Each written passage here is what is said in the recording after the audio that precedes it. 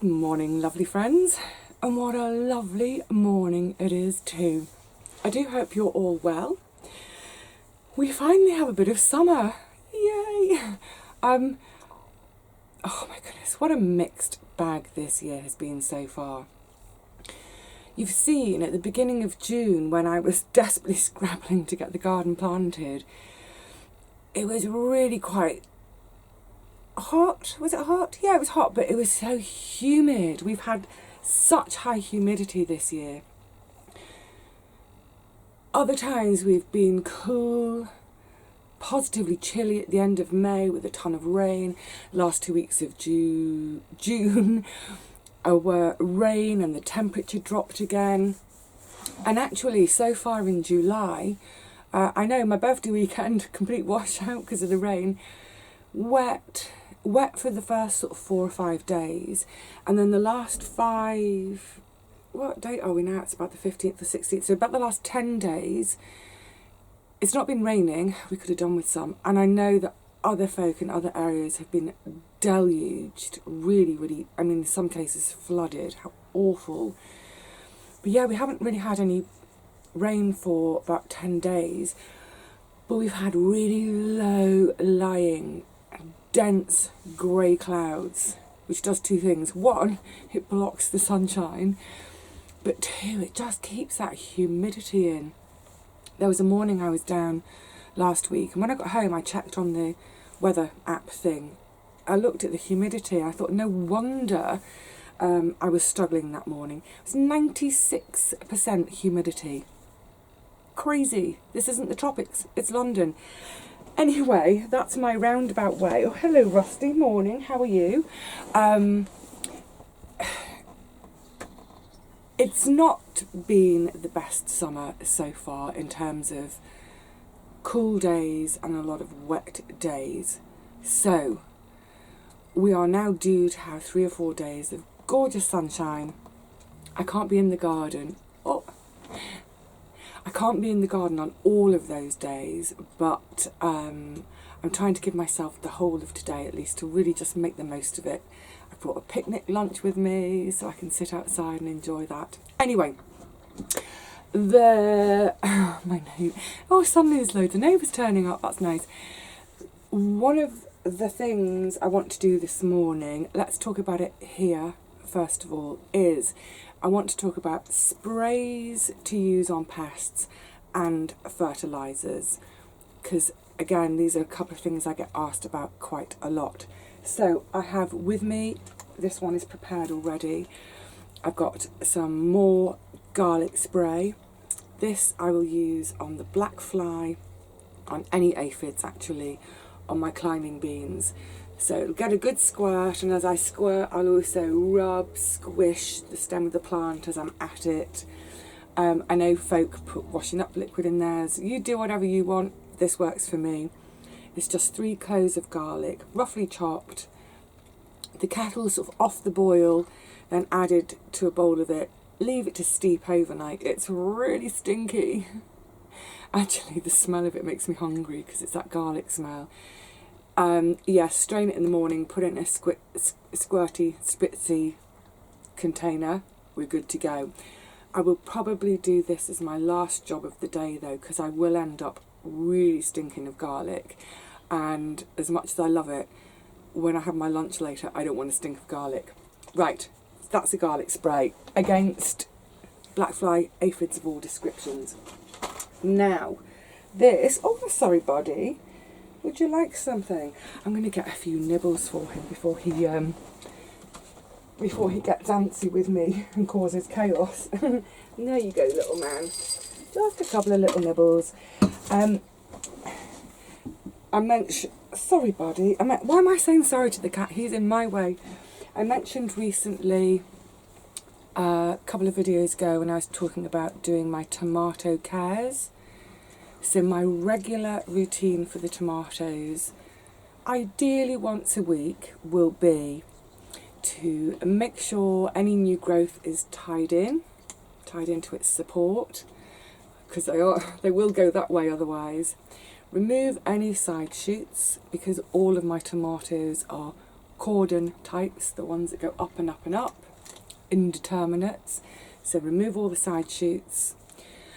I clip out the leaves. I start at the bottom of the plant.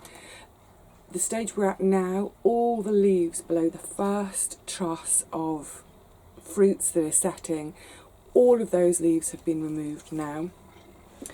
Above that first truss, most of the leaves have been cut in half.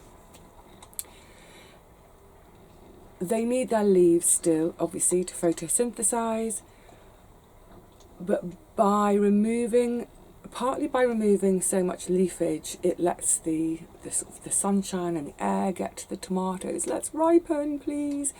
But also it creates, hopefully it creates good air circulation around the plants, so that when they do get wet after a shower, then hopefully with all that air circulation they dry quickly. This is all in the fight against blight, because blight, it's a fungal spore. It loves to land on damp leaves and then it can proliferate. So yeah, good hygiene with my leaves. Morning. Good hygiene with the leaves by removing the lower ones and snipping the upper ones in half. Doesn't end there though, because today I'm going to start with my Aspirin Spray, which you've heard me talk about before, but let me talk you through it today. So it's just bog standard dispersible aspirin. These are the 16 tablets in this packet of 300 milligrams each. These are from Boots. I just quickly checked online last night to see how much they are. I think this packet is 40 pence. Pretty cheap, isn't it? So a 300 gram dispersible, that's the main thing because we want it to dissolve, in about sort of half to a litre of water. Now my little spritzer doesn't hold half a litre, it's more like 250 mils. So I'm just going to use half a tablet today. Actually, as I'm talking, let me put this securely away, because the very last thing I would want is for one of the cats to find it and have a nibble. Pop it away there. Simple as pop my tablet in. It will take a little while to disperse. Let it get on with that and then I'll give it a shake. So, how does this work in the fight against blight? First thing I want to say is, I don't know where I first read or heard about this. I can't remember. But it is, I've been doing it for at least, I'd say, the last 8 or 9 years. Yeah. Now, for the last 2 years, there's been no blight on our site whatsoever, because we've had 2 kind of drought years back to back. So we haven't had that kind of damp, warm conditions that blight loves. So I've got nothing to compare or to say with regards to the last 2 years. Let's scratch that. However, in previous years, when I've used it, I've noticed it doesn't prevent blight. I should say that from the outset. This does not stop you from getting blight. What it does is it can delay when you get blight. So, in the previous years when I've used it, what I've noticed is it has given me about anywhere between 4 to 8 weeks of growing time after my friends and neighbours have got blight. So this whole site in previous years, literally everybody's tomatoes have got blight except for mine, and mine keep going and keep going and keep going, and then sort of 6-7 weeks later finally they succumb. And all that means is, like I say, it's not going to stop blight, but it just prolongs the time. And by doing that, then hopefully what it's doing is it's giving you a chance to get a harvest before all the plants have to come out of the ground. That's particularly useful for the sort of the later developing, later ripening varieties. and it's something I've mentioned, I think earlier in the year when I was planting them, my Gardener's Delight, which are my bog standard stalwart tomatoes. They are prolific, they're a fantastic tomato, but they do tend to come a bit later in the season than other types. So all the more reason to get this on and try to prolong my season in a year when we have blight. Back to what I was saying a second ago. Sorry, my mind's a bit all over the place today. So much to do, so much fun to be had. I can't remember where I first read or heard about this, so I'm afraid I can't cite any particular study. I can't link you to any particular study if you want to do your own research. All I can tell you is my own experience. And from my own experience, it has saved the day on a number of occasions. So, how on earth does it work? It's almost dissolved. I'm going to start spraying soon. It gets sprayed on the foliage. Ideally, I would do this once a week. It gives the plant a bit of a shock. I should have scripted myself this part. I don't want to get things wrong. I'm going to do it in a nutshell, very simply. It gives the plant a shock. The plant has almost the equivalent of, in humans, with our hormones. When we, for instance, when we get a shock, we might have a release of adrenaline. That release of adrenaline has a knock-on effect in the body, and it's there for a jolly good reason. Short, sharp stress, not long-term stress. That's bad stress. So it gives the plant this momentary, quick shock stress.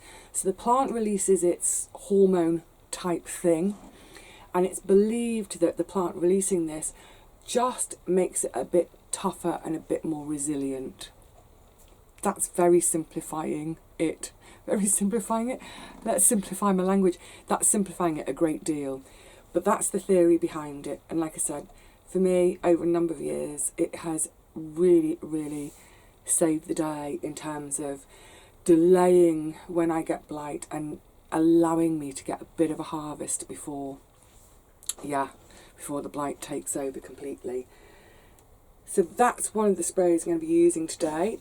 There's another spray I want to show you, and I had completely forgotten about this. I think I bought it 2 years ago.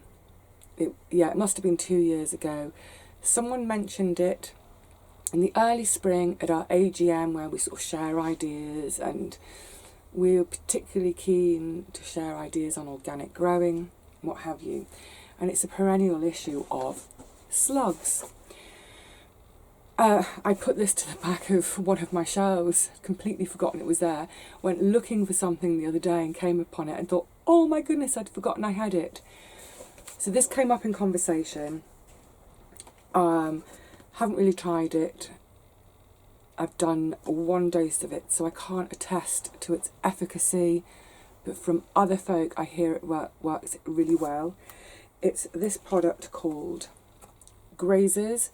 Not a paid promotion, I'm just sharing what things I've got to use. And obviously with both garlic spray and the aspirin spray I can make those myself. Can't make this. It is organic, it's safe for wildlife, safe for humans, safe on crops. Of course, historically I've used beer traps and they've worked really, really well for me. However, when I start to get through £3 or £4 worth of beer every week, that starts to become a bit expensive. So I've also used, again, these are organic. It's a slug pellet. It's the iron oxide type. So they are certified organic, but we still want to use them really sparingly, which I do. You'll occasionally see their little blue, they're almost like those hundreds and thousands things you get for cake decorating. Please do not get them confused. These have been useful too, but of course when it rains they dissolve. They're no use whatsoever. And of course, when it's raining, that's when we need to be using things like this, because that's when the slugs and snails come out. I've been using this mainly in the cold frame, where I'd got all those brassicas that I rescued, because with the cold frame, where the top's shut and the sides are open, they're not necessarily getting rained on, so they don't dissolve, but the slugs and snails can get in. So yeah, beer was becoming too expensive. These are frightfully expensive too. That's about £10 for a can. Lasts all season though, fantastic. And then of course, like I said, this grazers thing, which I'd forgotten about, because I got it a couple of years ago. I can't remember how much it was.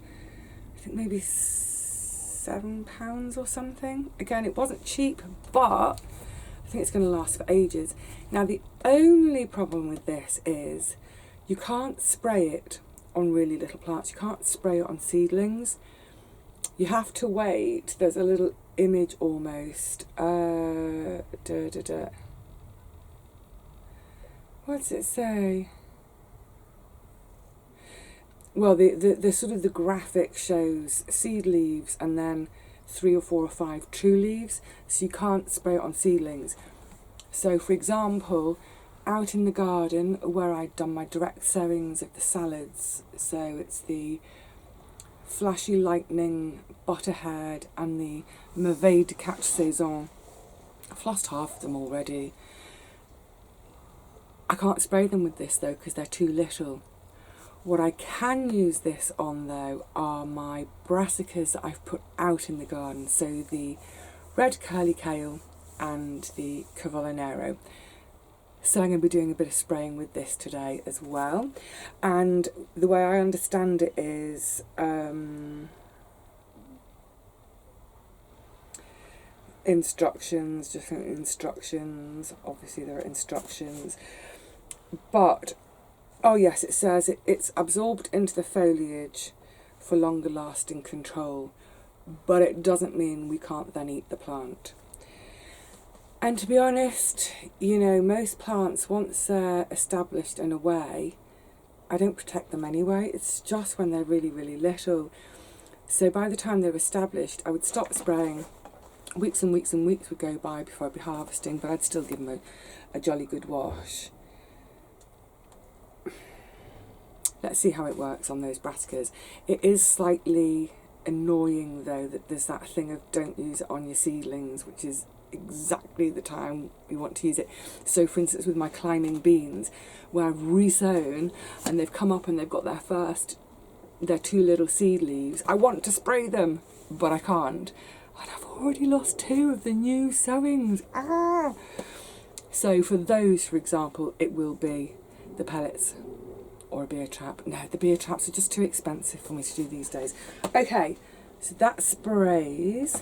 We'll go out in a second and do the tomatoes and the brassicas. And the other thing I wanted to just talk a little bit about today, excuse me one second.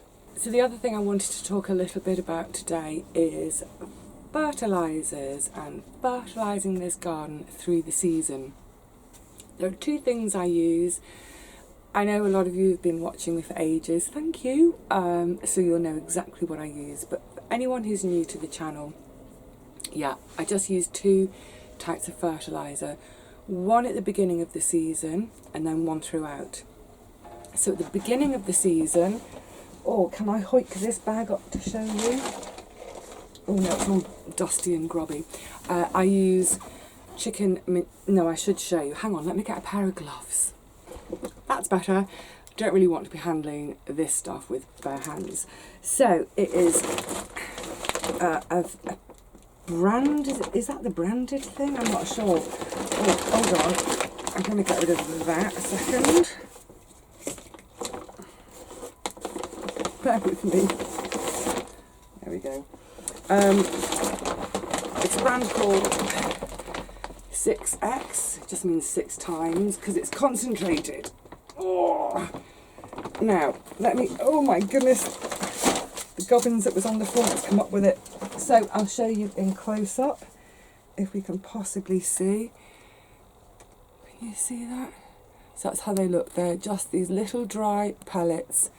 It's just chicken poo. It is organic chicken poo, so it's chickens that are reared organically on organic land. I don't know how they process it to make them into these little pellets, but they do. Now this big sack, what does it weigh? Is it 20 litres? Oh, I can't see. Let me put it down again. It's like 20, no, it's probably 40 litres. I've had this sack for 3.5 years. It lasts and lasts and lasts. So, at the beginning of the season, when I'm prepping the beds, after they've been fallow all winter, hopefully obviously during the winter, any compost that I've put on the top, any of that kind of mulch material, that's been incorporated into the soil by the worms, hopefully. If not, I tickle it in a bit. That is feeding the beds, of course. But then I do a sprinkle of these pellets. Then they, obviously, they need wetting to dissolve them, to disperse them. Generally speaking, it'll just be that one application at the beginning of the season before my seeds plants go in. If I use a bed again, so for example, when I take the onions out, they're going to be followed by brassicas. So when the onions come out, I'll do another little scattering of the pellets, just because a whole new crop is going in there. The previous crop will have used up any goodness from them. That's pretty much it. I am going to do a little sprinkle of them today on my cocoa de pampole bed, because it's not looking very well. I think it just needs a bit of a boost. But otherwise, in terms of the chicken manure pellets, it's just at the beginning of the season as I'm prepping the bed before I'm about to plant it. Throughout the rest of the season, most things I don't feed, I don't fertilise, I pretty much leave the garden alone. I've got nutrient dense soil, that's great. But what I do fertilise is those plants which are really heavily productive, namely the tomatoes. So I do fertilise my tomatoes. Excuse me. I wait until that first truss of flowers, those first fruits set, and at that point I will try to fertilise the tomatoes about once a week through the whole season. And for that fertiliser, it's really very simple. It's completely free. It's abundant. You can get it anywhere in the world. You know, you can probably access some within the next few minutes yourself. I think I probably can. I'm talking, for anyone who's watched a while, you'll know what I'm about to say. I'm talking about my own urine. That's all I use. So I pee in a bucket, sort of, a bucket in the shed, and then I dilute it so that it becomes about 1 part of wee to about 15 to 20 parts of water, and simply water it onto the roots of my plant, and they do perfectly well from it. We've got good trace nutrients in our urine. For millennia, that's all anyone has used for fertilising their gardens. I don't take any drugs, prescribed or leisure, however you want to put it. So I'm not worried about any, sort of small sort of metabolites of drug coming out with my urine. I think if I was, if I was taking drugs, I'm just trying to think now, something like, anything to do with hormones, so for instance a contraceptive pill or later on HRT, I think I'll probably speak to my pharmacist and ask about excretion rates of metabolites. I mean, if they're teeny tiny, maybe you could still wee. That would be your judgment call. If you want to go the route of using your urine as a fertiliser and you're a bit concerned, speak to a pharmacist, explain what you want to do, and hopefully they'll be able to guide you. But yeah, that's it for my garden each year. Bit of chicken poo at the start of the season, bit of my urine throughout the season, bit of garlic spray, bit of aspirin spray, and a bit of grazers, and I would say that I seem to do okay on these very simple things. So, I've talked about it long enough. I need to get out there and start squirting. First of all though, I'm going to go and say hello to my friends.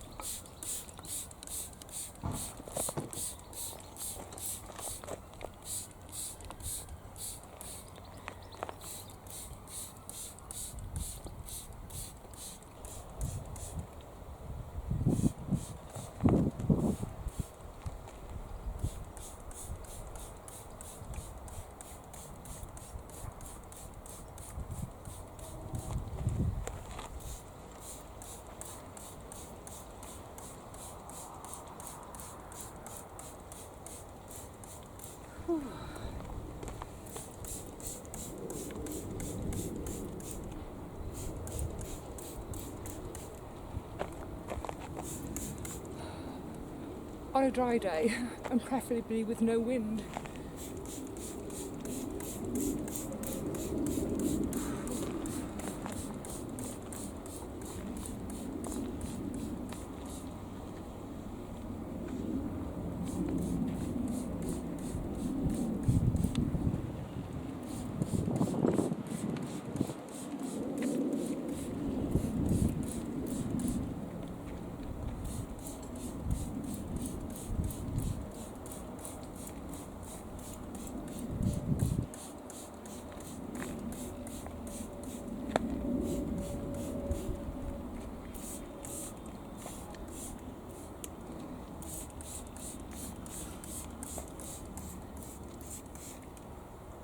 Right, I'm going to try the grazes on the Cavolo. I'm hoping I can squirt it through the mesh. Oh yeah, I can. I can see it landing on the leaves. Good.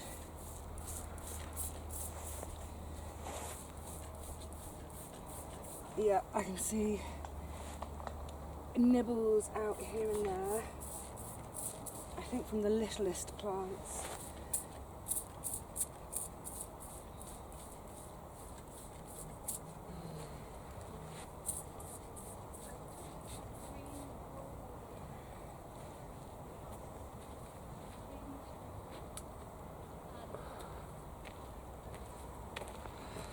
No idea how long this bottle will last.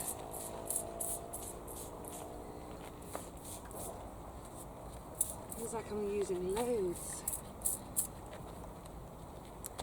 Oh, more nibbles.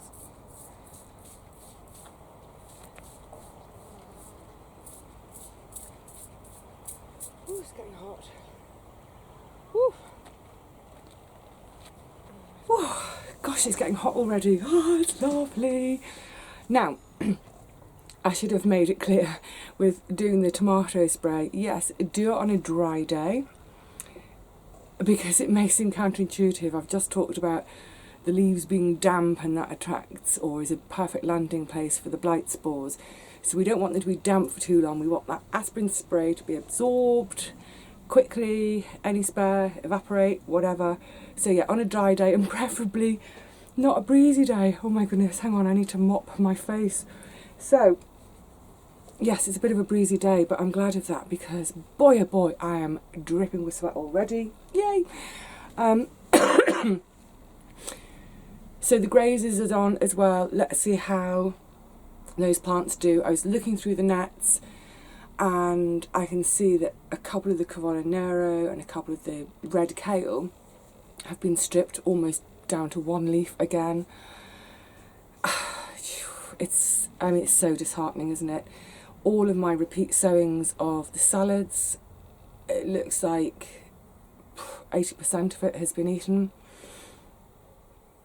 I think I'm going to be re-sowing my re-sowings at this rate. Never mind.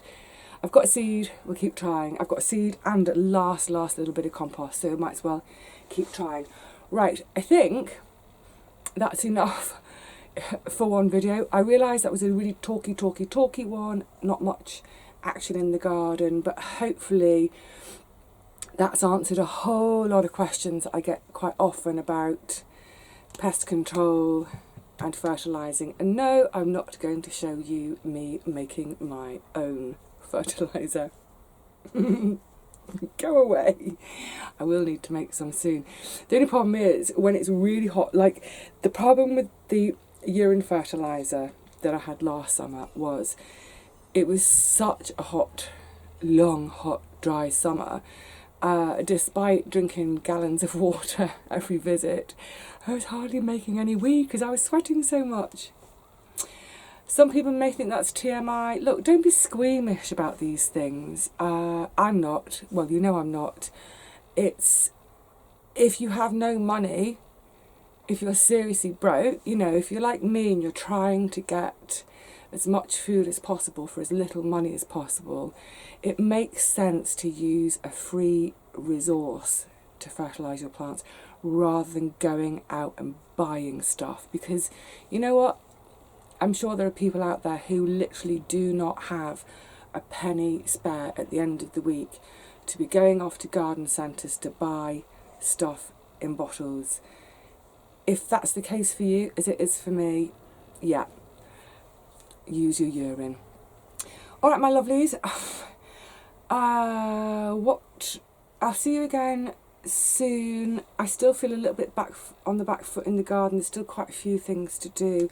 I was going to do a whole day of filming today of all sorts of different things. However, suddenly there are a lot of people around. It's a beautiful day. It's not even the weekend, but a lot of folk around, which makes it nigh on impossible to film. So I might just get on with all my jobs anyway. And then later on, as when folk have left, I'll give you a little look around and show you what I've been up to. Until then, whew, stay cool. Get yourself a nice long cold drink to enjoy if you're also finally having summer like we are here. Alright lovelies, cheerio for now.